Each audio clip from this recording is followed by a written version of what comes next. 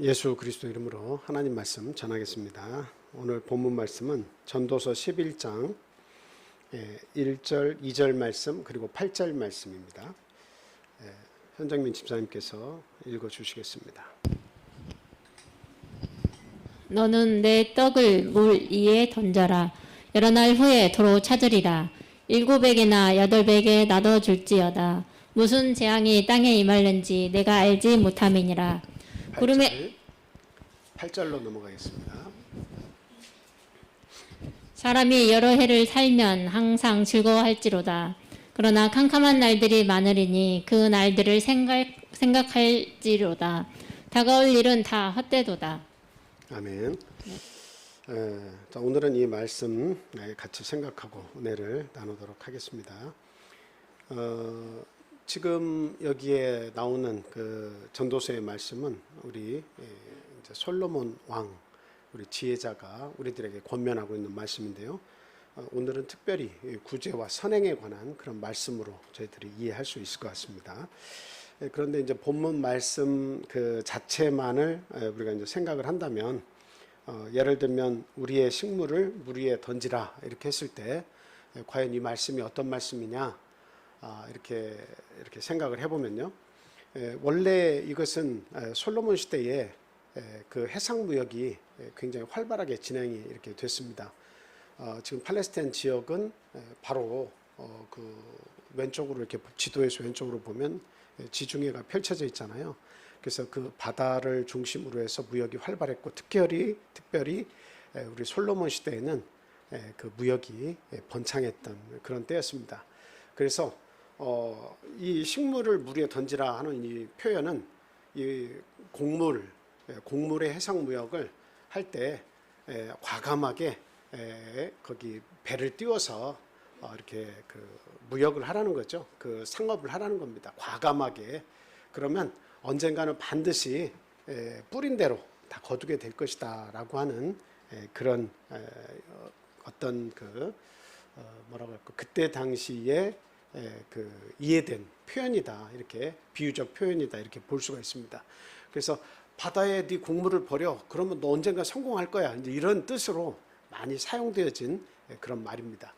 그리고 700에나 2절에 보면 700에나 8에게 그것을 베풀어라 이렇게 되어 있는데, 그건 역시도 이 곡물을 수입하고 수출할 때, 특히 수출할 때는 한 배에다가 그 상품을 몽땅 싣지 말고 700에나 8에게나 그 배를 분산해서 그 상품을 나누어서 이렇게 무역을 하게 되면 그것이 더 낫다라고 하는 그런 의미로도 이렇게 사용을 했던 그런 이제 그 사용한다라고 어떤 해석자들은 또 이야기를 합니다.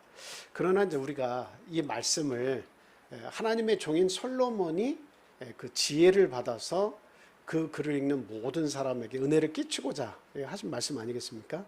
그래서 1절부터 그 내용, 그 안에 있는 내용을 중심으로 해서 이 하나님을 더 잘 믿게 하기 위하고, 또 하나님을 믿는 자들이 하나님을 어떻게 섬길 수 있는가, 또 하나님의 명령을 어떻게 받들 수 있는가라고 하는 측면에서 그 구절을 이렇게 살펴보니까 그것은 그 구제와 선행에 관한 말씀으로 이해하는 것이 더 타당하다, 이렇게 볼 수가 있겠습니다. 그래서 식물을 물 위에 던지라고 하는 이 표현, 그리고 700에나 8에게 이렇게 다 베풀라 하는 것도 모든 사람들에게, 그 구제를 필요하고 선행의 대상이 되는 모든 사람에게 이렇게 아주 자의적으로 자기가 원해서 자발적인 선행, 그리고 힘을 닿는 대로 다하는 그런 선행을 베풀라라고 하는 말씀으로 우리가 이해를 하면 되겠다, 이렇게 말씀을 생각합니다. 자, 그래서 오늘 본문 말씀을 통해서 과연 선행과 구제를 하는 그 신앙인의 자세는 어떤 것이냐라고 하는 것을 같이 생각하고 은혜를 나누도록 하겠습니다.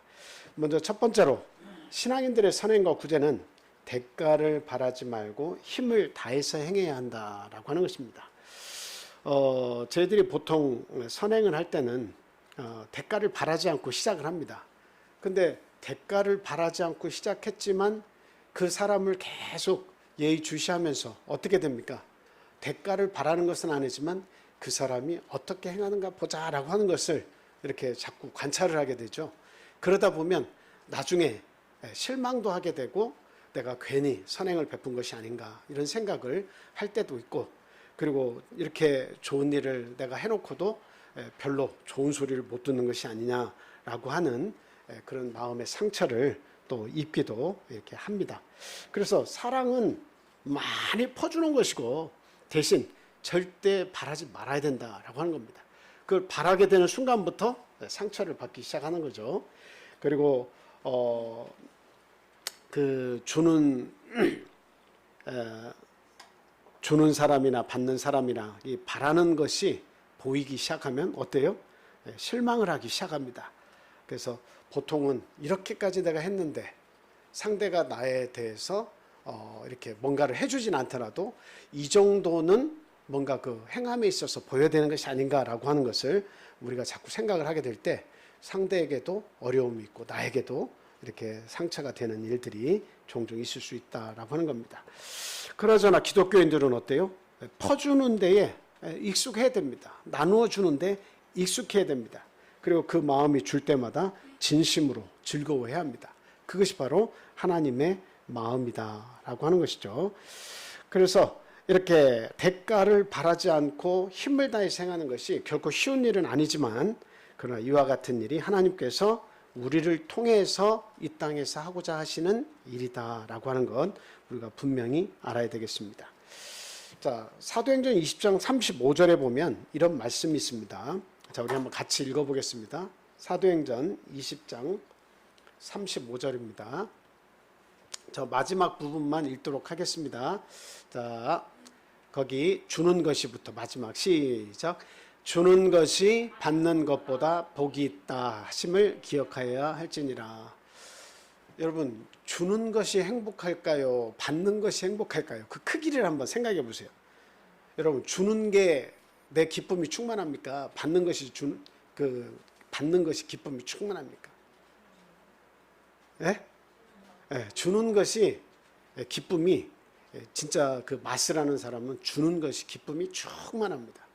받는 것은 이게 참 감사하고 참 뭐라고 할까요? 때에 맞게 뭔가 도움을 얻었을 때는 아주 가뭄의 단비를 만난 것 같이 행복하지만, 그러나 이게 받는 것에는 굉장히 그 마음 한편에 빛이 뭐 성경에는 피차 사랑의 빛 외에는 지지 말자 이런 말씀이 있습니다만, 그러나 그 사랑의 빛이라고 해도 그 마음의 빛이 계속 남아 있어요. 근데 내가 사랑을 해서 상대방에게 뭔가를 이렇게 선행을 베풀었을 때는 마음의 빛도 없고 그냥 내가 할 수 있는 최선의 것, 최선의 것을 하나님께서 나에게 힘을 줘서 내가 그것을 했을 때는 그 감당할 수 없을 정도의 큰 기쁨이 내게 머물러 있습니다. 그래서 그 기쁨으로 나에게 충만케 하는 것이, 그게 이 땅에 썩어져가는 재물을 통해서 가장 아름다운 그런 삶을 살 수 있는 것이다라고 하는 거죠. 그래서 우리가 참 이 땅에 썩어져가는 것을 가지고 썩어지지 아니할 것을 만드는 가장 좋은 방법이 뭡니까? 구제와 선행이에요. 선행을 행하는 거죠. 그래서 하나님은 이와 같이 준비된 자를 통해서 어떻게 해요? 준비된 자를 통해서 당신의 일을 행하기를 바라고 계신다라고 하는 것입니다. 창세기 46장에서도 보면 그 요셉의 이야기가 나오잖아요. 근데 요셉이 곡간을 열어라라고 이야기했습니다. 곡간을, 창고를 열어서 그리고 모든 애굽 사람들에게 그 모든 곡물을 베풀라고 그렇게 이야기하죠. 물론 그 재물을 받고 그것을 나누어 주는 거지만 7년 동안의 그런 그 고난의 때에 그 귀한 곡식을 곡간을 열고 다 나누어 주는 걸 볼 수 있죠. 그래서 거기에서도 내용을 이렇게 보면 준비된 자가 사실은 곡간을 열고 베풀 수가 있는 겁니다. 준비되지 않으면 베풀 수가 없어요. 마음의 준비가 되지 않고 또 어떤 재물이 내가 준비가 되지 않았는데 내가 누구를 돕고 누구에게 선행을 베풀 수가 있겠습니까? 그러니까 사실 이것도 역시 하나님께서 준비한 자를 통해서 그 일을 행하게 하시는 거예요. 그래서 준비된 자만이 그것을 선행도 구제도 할 수 있는 것이다. 그래서 우리가 사실 재물이 적건 많건 할 것 없이 하나님 안에서 믿음으로 잘 교육받고 준비가 되면 나보다 더 어렵고 그리고 또 뭔가 필요로 하는 사람이 나타나게 되면 그것을 베풀 수 있게 된다라고 하는 것, 그리고 주는 것이 받는 것보다 더 복이 있다는 이 말씀 우리가 꼭 기억을 해야 되겠습니다. 사도행전 11장 29절 30절 말씀도 같이 읽겠습니다. 자, 시작. 제자들이 각각 그 힘대로 유대에 사는 형제들에게 부조를 보내기로 작정하고 이를 실행하여 바나바와 사울의 손으로 장로들에게 보내니라. 유대에 큰 어려움이 있을 때에 그 가뭄을 이기기 위해서 정말 그 모든 그 사실을 아는 성도들이 어떻게 했습니까? 모두가 힘이 닿는 대로 헌금을 해서 그 헌금을 가지고 바울과 바나바에게 전달하고 또 그것을 장로들에게 전달하는, 유대의 장로들에게 전달하는 그 모습을 성경은 그렇게 이야기하고 있습니다. 하나님은 그 사랑의 손길을 믿는 자들, 준비된 자들, 그리고 하나님의 사업을 꿈꾸는 자들을 통해서 그 일을 하기를 바라시는 거죠. 그래서 하나님의 손길을 나타내기를 바라시는 거예요. 그 사람의 선한 행위만 기억하는 것이 아니라 신앙인들의 그 삶의 모습을 통해서, 선을 행하고 구제하는 모습을 통해서 누구의 손길을 느끼라는 겁니까? 하나님의 손길을 느끼라는 것입니다. 하나님이 직접 행하시는 것은 아니지만 그런 하나님께서 불러 모으신 도구들을 통해서 그 사람들을 통해서 선을 행하게 하심으로 하나님이 항상 너와 함께 있다라고 하는 것을 깨우쳐 알게 하시는 겁니다. 여러분 엘리야를 잘 아시지만 그 850인의 바알신 숭배자들과 싸워서 그때 멋진 승리를 했음에도 불구하고 나중에는 도망을 가잖아요. 결국에는 이세벨의 어떤 그 끝까지 찾아서 내가 죽이겠다라고 하는 그런 의견을 필력하니까 도망을 갔을 때 하나님께서 참 우리가 생각할 때는 미물에 지나지 않는 까마귀를 통해서 그게 먹을 것을 전달하는 것을 이렇게 볼 수가 있습니다. 결과적으로 무엇을 나타내기 위함입니까? 그 작은 미물을 통해서도 하나님의 손길을 나타내기 위하십니다. 내가 너와 함께 있다. 내가 너와 함께 가겠다. 어떤 어려움도 극복할 수 있도록 내가 지원하겠다라고 하는 것을 이런 까마귀를 통해서 이렇게 보여주시는 거죠. 그래서 저나 여러분들이나 우리가 주는 것이 더 행복하고 더 복된 것은 맞지만 우리가 세계상 삶을 살다 보면 누군가로부터 도움을 얻을 때가 있어요. 그 도움을 잘 보면 과연 이것이 어디로부터 온 것인가 라고 하는 것을 생각해 보면 어디서부터 오는 거예요? 하늘로서부터 온 것이다 라고 하는 거예요. 그 출처가 하늘이고 하나님이시다라고 하는 것을 우리는 분명히 알고 그 사랑을 받을 때마다 그 사람을 축복도 해야 되지만 이 모든 은혜가 하나님을 통해서 그 믿는 자를 통해서 역사하셨구나라고 하는 것을 알고 하나님께 영광을 돌려야겠다라고 하는 사실입니다. 자, 잠언 11장 24절 25절 말씀 한번 보겠습니다. 잠언 11장 24절 25절 시작. 흩어 구제하여도 더욱 부하게 되는 일이 있나니 과도히 아껴도 가난하게 될 뿐이니라. 구제를 좋아하는 자는 풍족하여질 것이요 남을 윤택하게 하는 자는 자기도 윤택하여지리라. 아멘. 이렇게 뭔가 베풀지 못하고 사는 삶은 내가 더 많은 것을 소유하고 그것을 풍족히 누릴 수 있다 이렇게 생각을 하지만 사실은 삶이 더 빡빡해집니다. 근데 내가 자꾸 베풀음을 통해서 내 행복이 내 마음 가운데 가득 차면 어때요? 베푸는 것이 많아지면 많아질수록 내 마음이 자꾸 이 어떤 삶의 기쁨으로 충만해져서 윤택해지잖아요. 그러면 그 윤택이 상대방에게 그것도 넘어가고 상대가 윤택함을 보고도 내 마음이 기쁘고 그래서 그 사람을 연약함 가운데에서 살려주고 그리고 또 많은 자는 이렇게 낮아지고 없는 자는 올라와서 하나님은 그리스도 안에서 모든 것을 평균케 하려고 하는 것이 하나님 뜻이잖아요. 그래서 있는 자들이 사랑으로 끊임없이 구제하고 베푸는 이 선행을 하게 되면 교회에 분란이 없어집니다. 교회에 분란이 없어져요. 그리고 사랑이 충만하게 돼 있죠. 그래서 참 우리 없는 자들도 있는 자들도 서로 힘을 다해야겠지만 사실 이게 하나님께서 어떤 사람에게는 돈을 버는 지혜를 주시지 않는 경우가 있고 어떤 사람에게는 돈을 버는 지혜와 능력을 주신 경우가 있습니다. 그래서 가난한 자와 부유한 자를 누가 내셨냐? 결과적으로 하나님 내셨다고 하고 있지 않습니까? 그래서 막 모두가 다 부유한 것을 꿈꾸지만 하나님이 주시지 않으면 받을 수가 없는 거예요. 그래서 부유하다라고 하는 것은 하나님께서 주신 거예요. 그리고 또 우리가 가난하고 부유하지 못하다라고 하는 것도 그 상황을 하나님께서 주신 거예요. 그래서 이 모든 것을 우리가 어떻게 해요? 그것을 원망으로 받기보다는 그 모든 것에 감사함으로 받으면 하나님은 있는 자를 통해서도 또 없는 자를 통해서도 세상을 이렇게 경멸하거나 또 세상이 부족하다거나 살만하지 못하다거나 이런 생각들을 없애고 또 교만한 생각을 없애고 결국은 그리스도 안에서 사랑으로 모두가 다 충만하고 또 평균케 해 주신다라고 하는 사실입니다. 잠언 19장 17절 말씀 우리 같이 읽어보겠습니다.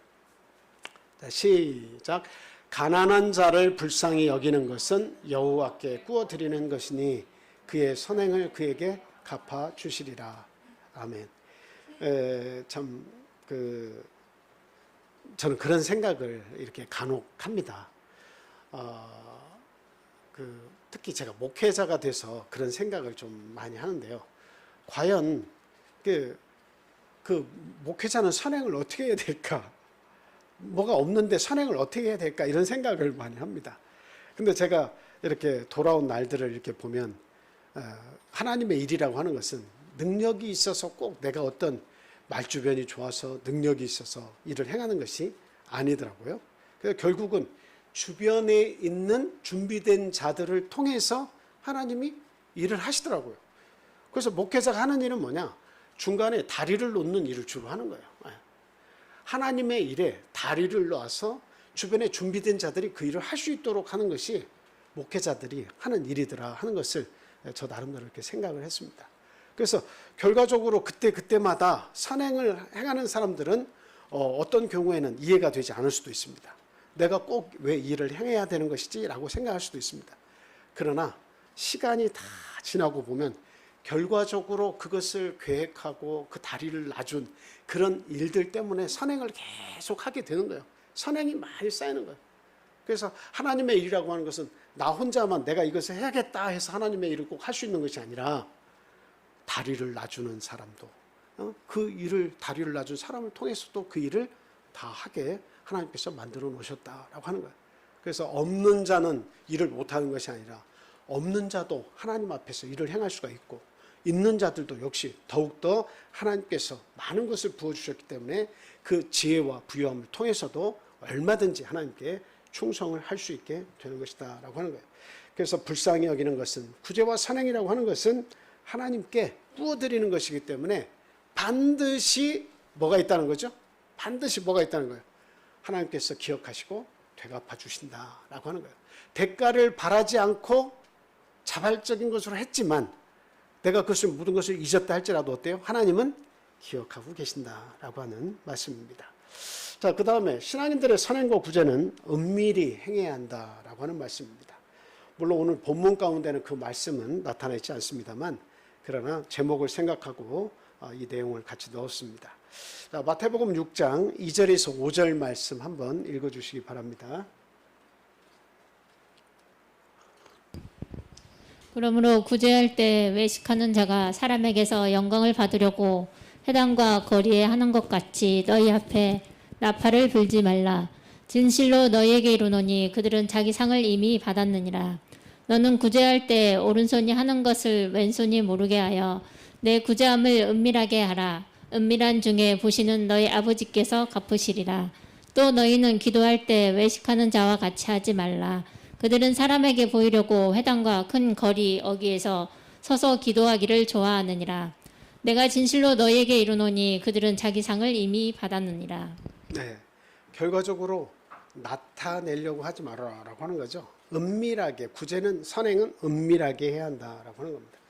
근데 저희들이 이제 종종 보면 이렇게 꼭 나타내려고 하는 것은 아닙니다만 그래도 뭔가 이렇게 선행을 하고 나면 사진 한 장이라도 남기를 바라고 뭔가 인사말이라도 내가 할 수 있었으면 좋겠다라고 하는 마음을 가질 때가 상당히 많습니다. 그 고아원 같은데 저희도 이제 학생 때 교회에서 그 고아원에 뭔가 귤도 한두 상자 사가지고 가서 방문하고 애들하고 놀아주고 이런 것을 이렇게 해보니까 거기서는 꼭 어때요? 귤 한두 상자를 가지고 와도 애들하고 잘 놀고 있는데 다 모이라고 합니다. 그래가지고 뭐예요? 꼭 사진 찍어요. 사진 찍어가지고 어디에서 이렇게 참 이런 선물을 가지고 왔다 하는 것을 사진을 이렇게 꼭 남기죠. 그리고 원래 저도 그런 걸 보니까 원래 그런 자료를 남겨야 한대요. 그래서 월별로 그런 어디서 방문하고 그 어디서 후원했고 이런 것들을 꼭 거기에다가 남겨야, 그리고 그것을 참 그 뭐 회보라고 합니까? 뭐라고 합니까? 하여튼 그런 자그마한 소책자를 만들어서 1월부터 12월까지 어떤 행사와 어떤 후원자가 있었는가를 다 담아서 그것을 후원자들에게 보내야 그 다음 해에도 잊지 않고 또 그들이 그런 후원을 계속 한다는 거예요. 그래서 그런 것을 이렇게 남긴다고 하는데, 근데 어린아이들한테 그 물어보면 동일하게 이야기하는 게 있어요. 그게 뭐냐면 후원하고 꼭 모여서 같이 사진 찍자고 할 때 놀고 싶은데 막 놀고 막 그러다가 거기에 안 오잖아요. 그러면 나중에 그 선행을 베푼 사람들이 다 돌아가고 나면 다 집합시킨대요. 그리고 나서 그때 떠들고 안 모이고 놀고 이런 그 어린아이를 데리고 와가지고 막 혼을 내킨대요. 다음에는 절대로 그렇게 말 안 들으면 안 된다고. 그래서 아이들이 제일 싫어하는 것은 선행자 그런 그 구제하는 사람들이 왔을 때 같이 사진 찍자고 하는 것을 제일 싫어한다고 합니다. 그런데도 불구하고 이렇게 꼭 오면 사진을 이렇게 찍어서 뭔가 그 선행을 보도하려고 하는 자들이 있고, 또 그렇게 어떤 사람은 아니지만 또 그런 것을 또 은근하게 또 즐기는 그런 삶도 있는가 봅니다. 그 연말이 되면 저희 교회에서도 이렇게 100만 원씩 그 불우이웃을 돕는 일에 동사무소에 이렇게 전달을 하는데요.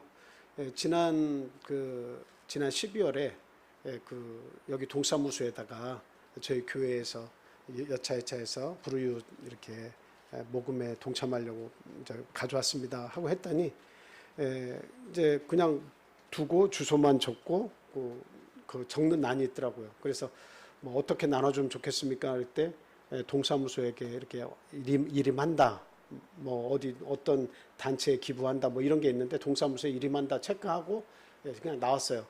그랬더니 전화가 와가지고 여기 동장님이 그래도 교회 목사님이 오셨는데 이렇게 그 교회 헌금을 이렇게 저에게 주시면 사진이라도 찍고 뭔가 사진을 찍어서 이렇게 좀 게시를 해야 되는데 먼저 좀 방문을 하셨으면 좋겠습니다. 그러길래 저는 제가 한 것도 아니지만 그런 거 이제 별로 좋아하지 않습니다. 그랬더니 이상하네요. 다 그렇게 하자고 하면 다 오시는데 이렇게 얘기를 하시더라고요.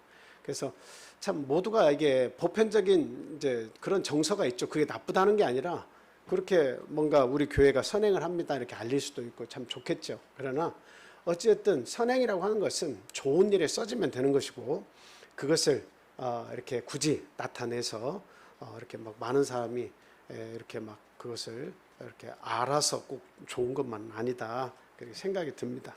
그래서 성경의 말씀과 같이 선행이라고 하는 것은 하나님께서 보신다라고 하는 것만 알고 행하면 될 것 같습니다.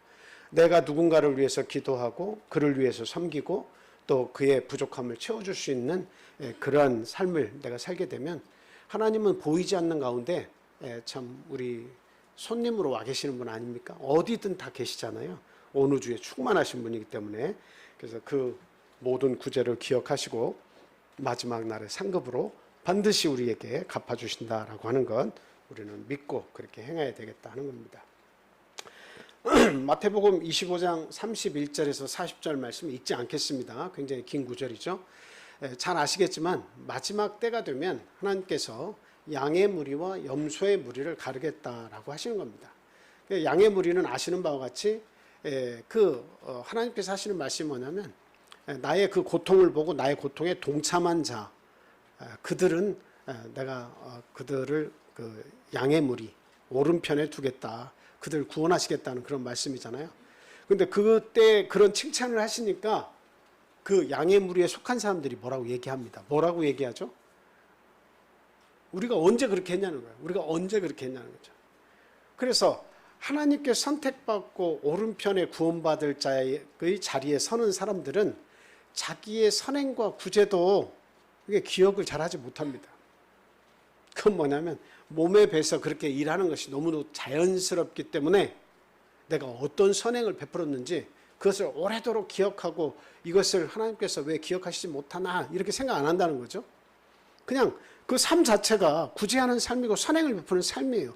그러니까 내가 언제 하나님 앞에 그런 일을 행했단 말인가. 하나님이 헐벗으셨을 때 못 먹고 못 마시고 그랬을 때 내가 어떻게 도와드렸다는 것인가. 그랬더니 작은 소자에게 행한 것이 나에 대하여 행한 것이다 라고 그렇게 말씀을 행하고 있다라고 하는 거죠. 근데 그에 반해서 왼편에 구원받지 못하는 자의 무리에 속한 자들은 이 염소에 속한 자들의 무리는 어떻게 답을 합니까? 우리가 언제 주님이 목마르고 배고프고 헐벗었을 때 돕지 않았습니까? 이런 식으로 이야기하죠. 이런 사람들은 주로 생색을 내는 데 있어서 익숙한 자들이죠. 그래서 어떻게 보면 굉장히 하나님 앞에서 열심히 산 사람들입니다. 열심히 살았다고 자부하는 사람들이에요. 그럼에도 불구하고 하나님께서 말씀하시는데 소자에게 행하지 않은 것이 곧 나에 대해서 행하지 않은 것이다 라고 이야기하는 거죠. 그래서 결과적으로 생색은 냈지만 하나님이 보시기에는 참된 선행과 구제를 하지 못했다라고 그들에 대해서 이야기를 하고 있는 겁니다. 저나 여러분들이나 선행과 구제는 은밀하게 보이지 않는 가운데에 우리의 모든 것을 이렇게 은밀히 살피시면서 상급으로 주신 하나님이 계시다는 걸 믿고 이렇게 행해야 되겠다는 말씀을 드립니다. 자, 세 번째로는 신앙인들의 구제는 자원하는 마음과 기쁜 마음으로 해야 한다 하는 말씀입니다. 내 식물을 물 위에 던지라 해서 이 던지라라고 하는 이 원어적인 의미는 자원하는 기쁜 마음으로 주라 하는 뜻이 여기 있다고 합니다. 자원하는 마음으로 그리고 기쁜 마음으로 그것을 주라 하는 뜻이 그거에 들어있다고 합니다. 구제할 때 스스로가 원해서 해야지 야 해라 네가 안 하면 누가 하냐 떠밀려서 하면 안 된다는 거죠. 옛날에 그런 재미있는 그 일화가 하나 있습니다. 그 왕이 나들이를 이렇게 나갔는데 물가에서 그 공주가 딸이 놀다가 물에 빠졌습니다. 그래서 막 허우적대면서 살려달라고 하니까 누군가가 우리 공주를 구하면 그 부마로 삼겠다. 그러니까 좀 내 딸아이를 좀 살려달라. 그러니까 어디에서 풍덩 하는 소리가 나가지고 거기에서 막 헤엄을 쳐가지고 한 사람이 젊은 청년이 그 공주를 물 밖으로 살려 이렇게 냈습니다. 그래가지고 살려내고서 사람들을 두리번거리면서 한마디 말을 했다고 그래요. 뭐라고 했을 것 같아요? 누가 날 밀었어? 이렇게 나는 물에 들어가고 싶지도 않은데 나도 그 생명의 위협을 느껴서 들어갈까 말까 이거 좀 고민 중인데 누가 나를 밀었냐 하는 거죠. 이게 똑같은 일도 내가 자원해서 그 일을 하면 참 아름다운데 떠밀려서 행하는 일은 하고도 그렇게 칭찬을 받지 못합니다. 그래서 저나 여러분들이나 하나님의 일이라고 하는 것은 떠밀려서 하면 안 됩니다. 떠밀려서 하면 안 돼요. 내가 자발적인 마음이 생겨서 마음에 뜨거움이 생겨서 그 일을 할 때는 2배, 3배 효과를 발할 수가 있지만 그러나 떠밀려서 일을 할 때는 내 마음이 즐겁지도 아니할 뿐만 아니라 그리고 그 효과도 절감된다라고 하는 것을 우리는 분명히 알아야 되겠습니다. 자, 고린도전서 13장 3절 말씀 같이 읽겠습니다. 자, 시작. 내가 내게 있는 모든 것으로 구제하고 또 내 몸을 불사르게 내줄지라도 사랑이 없으면 내게 아무 유익이 없느니라. 네. 그 청년이 그 공주를 구했긴 했지만 어쩔 수 없는 상황에서 그 공주를 구해왔다고 했을 때 그게 뭐 사랑이 있어서 구원한 게 아니잖아요. 그냥 떠밀려서 내가 물에 들어간 김에 그를 구해보자라고 하는 거잖아요. 그래서 그 의미를 알면 그 사랑이라고 하는 것이 전달되지도 않을 뿐만 아니라 혹 결혼을 이렇게 한다 할지라도 그 어떤 그 결과물이 좋다 이렇게 보기가 어렵습니다. 그래서 참 내 모든 것을 내어줄지라도 그 속에 뭐가 있어야 한다? 반드시 사랑의 마음이 있어야 한다. 구제와 선행을 할 때는 사랑의 마음이 있어야 한다 하는 것입니다. 자, 고린도후서 9장 7절 말씀도 같이 읽겠습니다. 자, 시작. 각각 그 마음에 정한 대로 할 것이요 인색함으로나 억지로 하지 말지니 하나님은 즐겨내는 자를 사랑하시느니라. 저기에는 세 가지의 내용이 그 말씀 속에 녹아 있습니다. 첫째는 마음에 정한 대로 하는 것이 중요해요. 마음에 정한 대로. 마음에 정한 그대로 하면 되는 겁니다. 이 양에 있어서 내가 이렇게 사니까 이 정도는 해야 되는데 이걸 못하면 상대방이 나를 어떻게 생각할까? 이거 생각하고 하면 안 된다는 거죠. 그런 예가 사도행전에 어디 있습니까? 아나니아와 삽비라가 좋은 예입니다. 그 두 사람은 하나님 앞에 선한 일을 행하려고 그 사도들의 발 앞에 자기의 가지고 있는 땅을 팔아서 그것을 이렇게 내놨죠. 아주 좋은 일을 행한 거예요. 그래서 자기의 마음에 정한 대로 그만큼만 딱 해서 하면 되는 거예요. 근데 마음에 정한 대로 하면 되는데 그 마음이 두 개로 나눠진 거예요. 이 정도는 우리가 해야 되지 않느냐. 그런데 내 신앙상으로 내 얼굴을 남들한테 보여줘야 되는 뭔가 그런 뭐 자존심이든 어떤 신앙인으로서의 지금까지 내 믿음의 모습을 보여주기를 원했던 것 같아요. 그런데 실제 상으로는 내 마음으로 허락한 것은 이 부분밖에 안 돼. 그럼 마음으로 정한 것만 하면 하나님은 기쁘시게 받는데 그것도 대단한 일인데, 그런데 내 신앙의 경륜과 내 얼굴을 나타낼 수 있는 이 중요한 일을 하는 데 있어서 뭔가 이만큼 해야 됨에도 불구하고 이렇게 참 낸다 하는 것이 뭔가 마음 두 개의 마음이 합해지진 않으니까 어때요? 속였죠. 그러면서 내 마음으로 정한 것은 이만큼이지만 이 모든 것이 전부라고 그렇게 속였습니다. 이것이 문제를 발생시키는 거예요. 그래서 내가 마음에 정한 그만큼만 하면 되는 것입니다. 그 다음에 결단코 인색함이나 억지로 하지 말아야 된다. 떠밀려서 행하면 반드시 배탈이 납니다. 선행, 구제, 떠밀려서 행하면 이게 마음이 동하지 않으면 어때요? 나중에 뭔가 내 마음에 짐이 되고 괴롭고 끊임없이 머릿속에서 그 일이 사라지기가 어려워요. 그 일이 사라지지 않는 이상은 내가 편안한 잠을 잘 수가 없는 겁니다. 그래서 결국은 그것을 참 인색함으로 억지로 해서는 하나님의 일은 그렇게 해서는 안 된다라고 하는 거죠. 그리고 마지막에 뭐라고 되어 있었습니까? 즐겨내야 된다. 그러니까 즐거운 마음으로 해야 한다는 거예요. 즐거움이 그 속에 없으면 그거 역시도 큰 문제가 될 수가 있습니다. 그러니까 즐거움이 없다는 것은 그 선행을 할 때 내 마음에 즐거움이 없다는 것은 뭔가 문제가 있다는 거예요. 하나님의 일을 하는데 그 어떤 사람은 즐겨내는데 어떤 사람은 문제가 발생하는 경우가 있습니다. 저는 그것을 이렇게 그 목회를 하다 보니까 부부간에 그런 일이 많이 발생하더라고요. 부부간에. 그래서 제가 한 예를 들자면 교회에서 그 이제 건축을 행할 때 뭔가를 이렇게 써서 작정원감을 이렇게 하는데 그 자매님은 믿음이 막 충만해서 어떻게든 막 하려고 그래. 그리고 그동안에 그 남편이 하지 않은 그 11조를 모아서 자기는 다 하기를 원해. 근데 남편은 교회는 열심히 나오는데 이 다른 건 다 잘해요. 근데 재물에 대한 부분만 이렇게 마음이 열려있지를 못해요. 사실은 그게 마지막 장벽이거든요. 믿음 생활하는 데 있어서 마지막 장벽이 재물입니다. 그것을 뛰어넘을 수 있으면 좋은데 모든 사람들이 다 이 마지막 재물에서 이게 다 머뭇머뭇거리고 돌아서는 경우가 굉장히 많습니다. 그 마태복음 19장에 나오는 부자 청년과 같이 영생을 사모하지만 모든 것을 다 할 수 있을 것처럼 하나님의 말씀대로 살았다고 자부하지만 마지막에 넘기 힘든 관문이 무엇이냐면 재물의 장벽이에요. 그래서 그 남편이 하지 못한 그 11조를 몰래 모아다가 그리고 참 건축 헌금까지 해서 남편 모르게 그것을 이렇게 작정 헌금으로 해서 했어요. 그래서 얼마씩 나눠서 분할을 해가지고 그걸 다 냈단 말이에요.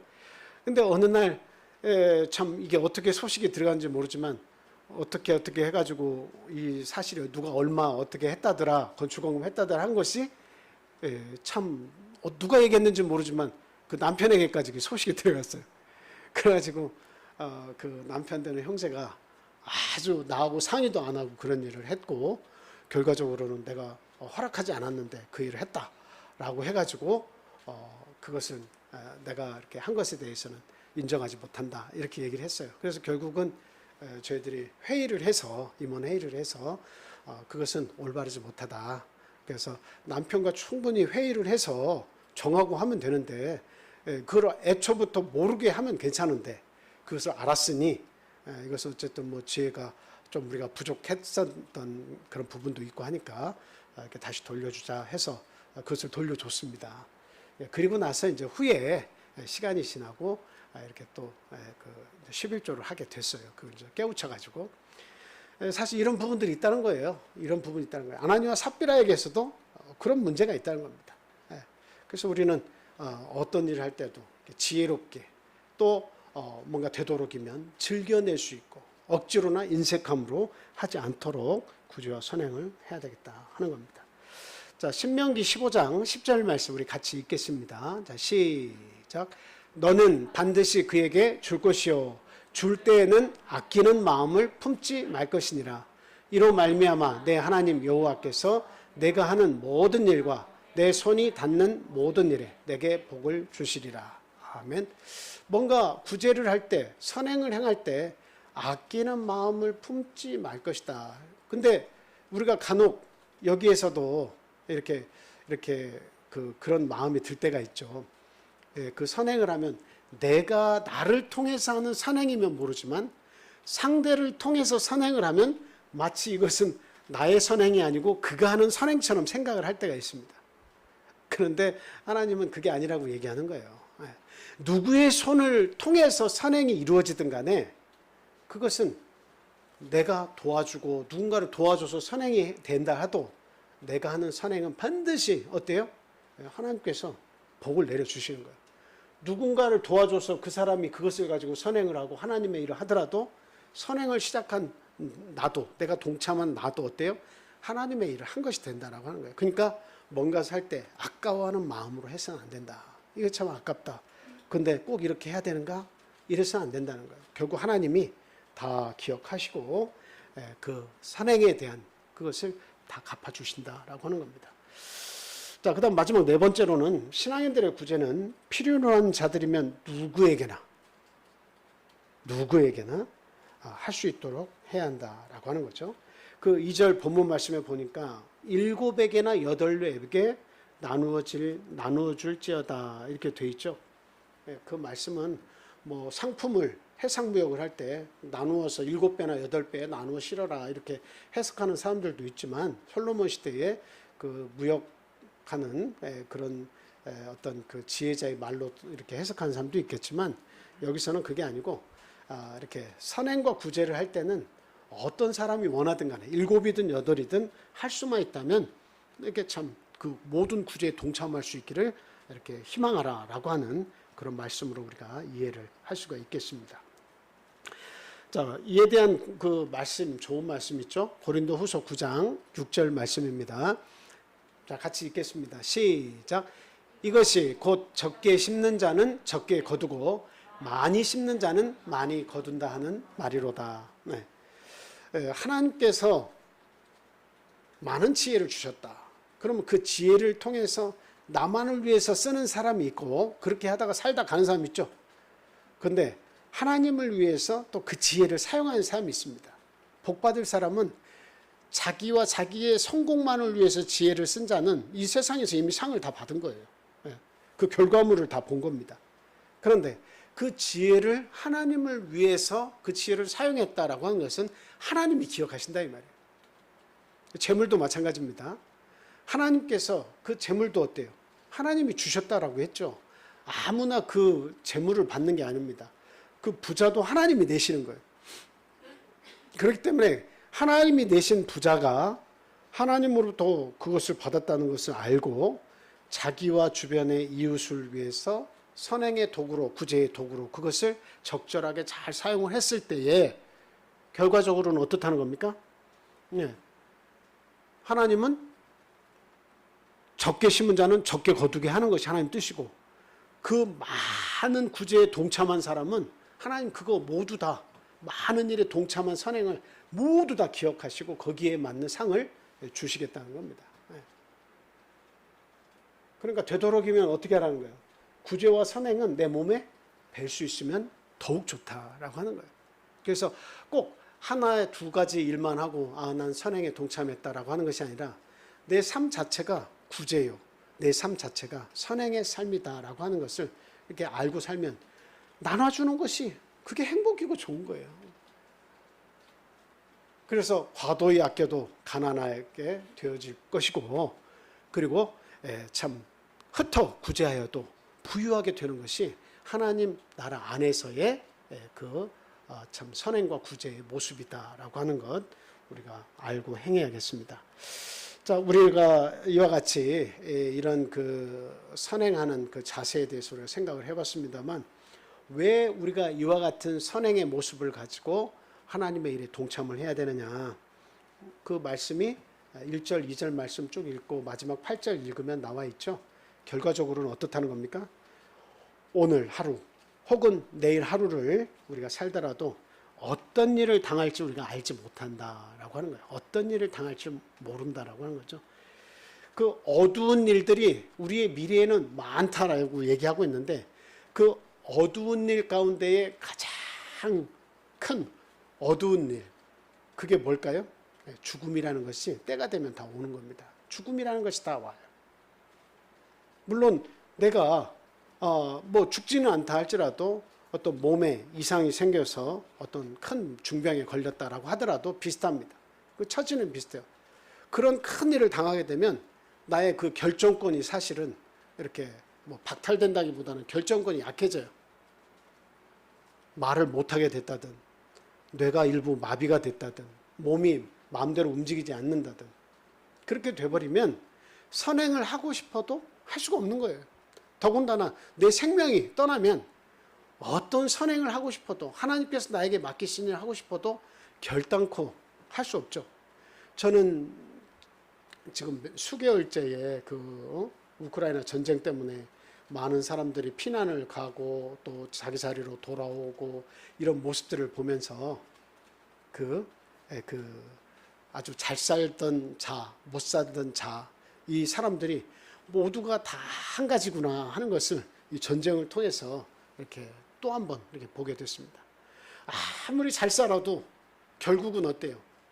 다 피난 가야 되고, 그 무너지고 파괴된 그 도시에서 자기의 보금자리며 자기가 갖고 오는 모든 것을 거기다가 다 송두리째 놓고 다 잃어버리고 어떻게 해요? 피폐된 채로 다 나가는 거예요. 그 중에는 아내를 잃고 남편을 잃고 가족을 잃고 다 그렇게 해서 뿔뿔이 다 흩어져 가지고 결국은 이 고통 가운데 살아남았습니다. 그러니까 그런 문제를 놓고 보면 가난한 자나 부유한 자나 매 한 가지구나. 언제 어두운 일을 만나면, 특히 죽음이라는 것을 만나면 결국 많이 가졌던 자나 없었던 자나 할 것 없이 모두가 다 평균인 것이구나 라고 하는 것을 알게 되는 거죠. 그래서 그 어두운 일이 오기 전에 어떻다는 거예요? 하나님의 일에 부유한 자가 되자라고 하는 겁니다. 나에게 기회가 있을 때면 있을 때일수록에 그 기회를 붙잡고 선행의 기회를 결단코 놓치지 말자라고 하는 것입니다. 그랬을 때 하나님은 반드시 기억하신다라고 하는 거예요. 잠언 11장 18절 말씀, 자 같이 읽겠습니다. 시작. 악인의 싹은 허무하되 공의를 뿌린 자의 상은 확실하니라. 히브리서 11장 6절의 말씀에 어떤 말씀 있죠? 히브리서 11장 6절의 말씀. 뭘 믿어야 한다고 얘기하고 있죠? 11장 6절. 믿음이 없이는 하나님을 기쁘시게 하지 못하는데, 하나님께 나아간 자는 뭐가 있어야 된다고 얘기하고 있습니까? 첫째는 그가 계신 것과, 또한 그가 자기를 찾는 자들에게 상 주시는 이심을 믿어야 할지니라. 그래서 하나님은 확실하게 상을 주신다는 거예요. 확실하게 상을 주신다는 거예요. 그래서 상 받기를 바라고 항하는 것도 그 믿음입니다. 하나님께 상 받기를 바라고 항하는 게 그게 믿음이에요. 하나님이 계시는 것과 그리고 자기를 찾는 자들에게 상 주시는 거니까, 하나님께서 선한 일을 행하라고 했을 때 그 행한 일, 그 선한 일에 동참하는 자들은 당연히 상을 받는 거예요. 그 하늘나라에서 상을 생각하고 선한 일을 행하는 거, 이것도 지혜예요. 그냥 상 받기를 바라고 그런 일을 해? 당연히 그렇게 상 받기를 바라고 해야죠. 이 세상에서 상 받기를 바라는 게 아니고 하나님 앞에 상 받기를 바라고 일을 하게 되면 반드시 확실한 상을 받습니다. 자, 마지막, 그래서 우리는 어떻게 살아야 됩니까? 자, 시편 126편 5절 6절 말씀. 자, 시작. 눈물을 흘리며 씨를 뿌리는 자는 기쁨으로 거두리로다. 울며 씨를 뿌리러 나가는 자는 반드시 기쁨으로 그 곡식단을 가지고 돌아오리로다. 내 식물을 물 위에 던지라. 그리하면 반드시 그 기쁨으로 그 결과물을, 열매를 얻게 될 것이다 하는 말씀과 일맥상통하는 말씀이죠. 그래서 선행을 행하는 데에 우리 믿는 자들은 익숙해져야 됩니다. 내 선행은 하나님께서 기억하십니다. 자, 오늘 이 말씀 기억하고 함께 성령으로 기도하겠습니다. 기도하실 때에 참 하나님 오른손이 하는 일을 왼손이 모르게 하는 것 같이 우리 구제와 선행을 은밀하게 행할 수 있는 믿음을 주시라고 기억하시고, 선행이 우리 몸에 배어서 하나님께서 우리의 생명을 부르시는 그날까지 하나님의 선한 사업의 부한자들이 다 되도록 주님 도와주십시오 하고 기도하겠습니다.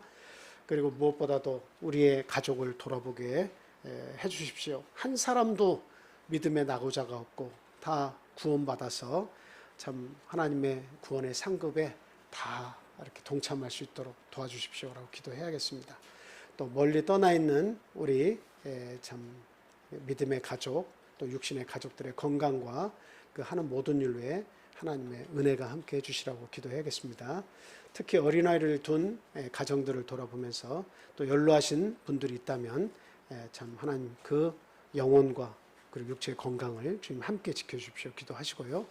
그리고 하나님의 도를 구하는 구도자들을 특별히 하나님 기억해 주시라고 기도해야겠습니다.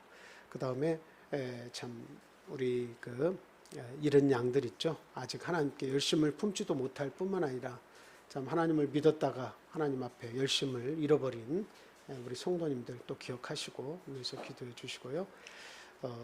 그리고 참 군에 있거나 또 시험을 대비 중인 수험생들 또 기억하시고 그들의 건강과 지혜와 총명을 위해서 하나님 주실 것을 위해서 기도해 주시기를 또 부탁을 드립니다.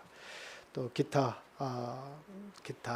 또 우리 참 기도를 필요로 하는 그 어떤 정신적으로 또 영적으로 이렇게 여러 가지 힘든 상황에 있는 자들을 기억하고 계시다면 위에서도 함께 기도해 주시기 바랍니다. 기도하겠습니다.